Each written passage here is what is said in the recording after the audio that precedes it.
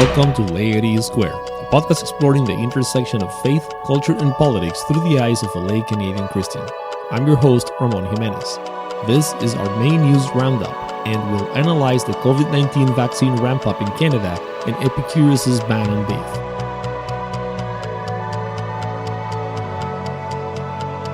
Hi, welcome back. I wish you great success in whatever you're up to as you listen to this episode. I am excited about the upcoming Victoria Day long weekend, our unofficial start of summer. Just 2 more weeks to go and we'll be there. The acceleration across the country of vaccine campaigns against COVID-19 dominated news this past week. With increased volume and stability in shipments from Pfizer and Moderna, the province of Ontario now expects to vaccinate up to 65% of adults in the province by the end of May, with the federal government expecting that there will be enough first doses for all wanting one by the nation's birthday. This reflected in updates to vaccination schedules in pretty much all health units, making the shot available earlier to the general population, including children 12 and up in some areas based on the latest guidance from Health Canada. These are welcome news to public health officials and to everyone wishing to get a vaccine for personal and social reasons. As this happens, here are 3 things to consider. The first one is that the vaccination against COVID-19 remains an optional and very personal decision. I celebrate the fact that Canadian governments aren't making this mandatory, despite being a believer and an advocate for these vaccines and the science behind them myself.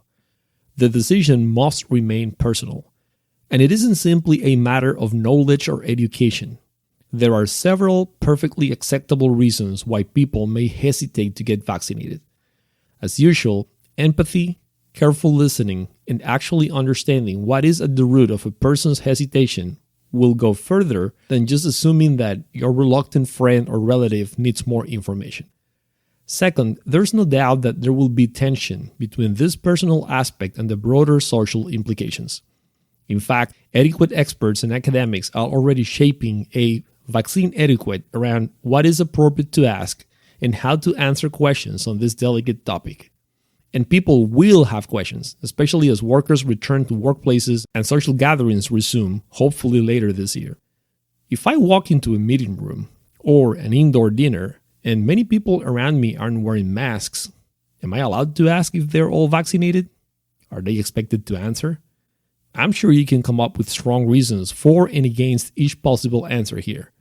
Many of us will be involved in conversations like this soon. Now would be a good time to think through our arguments and check how will our worldview inform our approach. Which leads me to the third issue to consider. This is undoubtedly a worldview issue. Our philosophies, our belief systems will select the questions that we care about on this topic and shape the ways we answer them.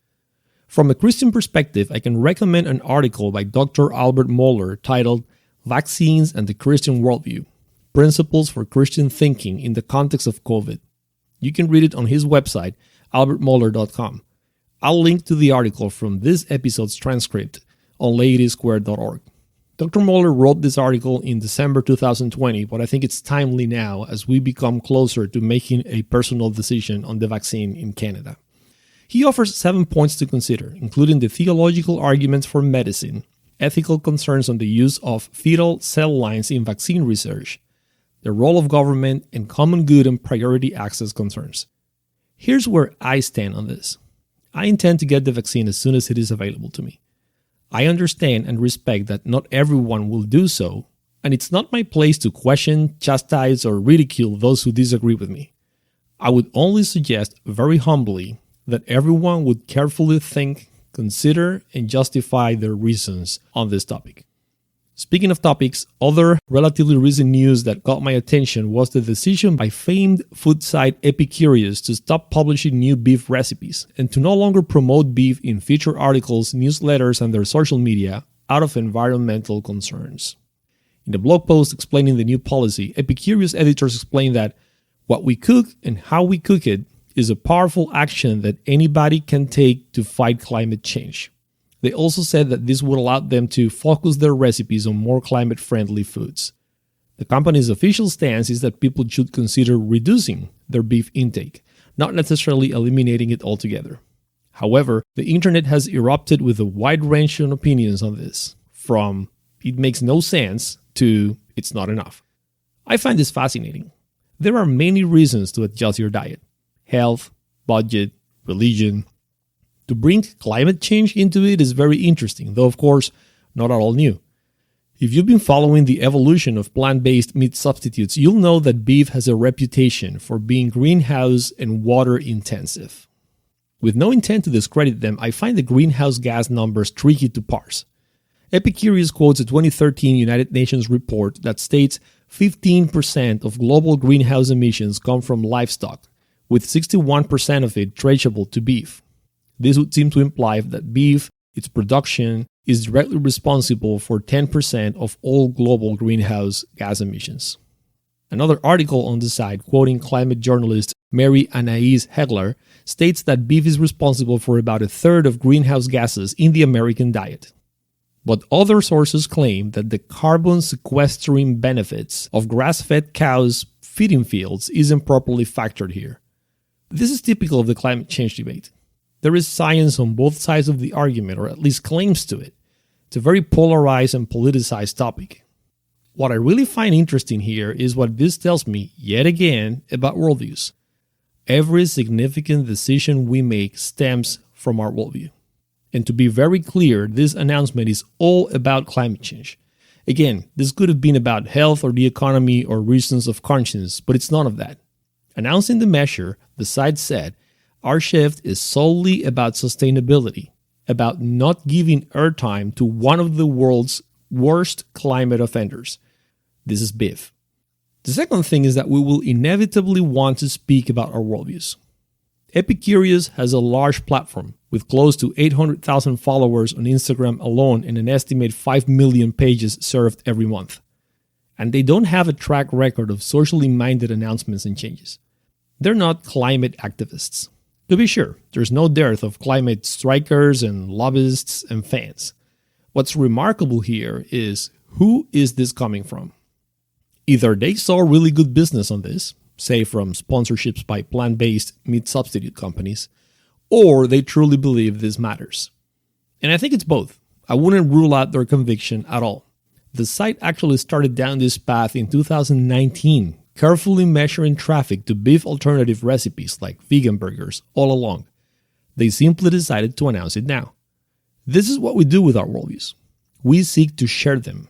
This is why your running friend won't stop talking about her runs, why your investor friend can't stop sharing the latest tweaks to his dividend portfolio, and it's why your Christian friend keeps seeing Jesus in every nook and cranny and telling you about it. Our worldviews inform our decisions, define and measure our success, and we want to share what we consider good and valuable with those around us. And here is the most important thing. Worldviews are inherently moral. It's not just a matter of behaviors, of things we can choose to do, of things that will keep us safe or make us feel good or give us inspiration or motivation or hope. Our worldviews inform what we consider right or wrong. We may not seek to impose or convince others of our beliefs, but we do want to share them and ideally see them influence and shape the environment around us. In a follow-up article, Epicurious speaks to the balance between seemingly meaningless personal sacrifices and contributions and the impact of policy. Quoting directly from that article, "It's true that truly tackling the precarious state of our environment will require policy. But policy isn't just at the state and national level. Rather, it's everywhere. At your local college, at your place of worship, at your place of work. Epicurious's ban on beef is policy too." You may find this important or you may find it amusing or irrelevant. Whatever the case, we can have this conversation because of the fundamental rights and freedoms of conscience, speech, and press. Something to think about next time you're evangelizing your worldview or considering where, when, and how should others be allowed to espouse theirs. Is there a Christian aspect to this whole beef eating thing? There's enough mention of food in the Bible to fill a whole episode. The summary is that Jesus made it clear that all foods are allowed to a Christian. You can argue that Acts 15 qualifies that by excluding blood products.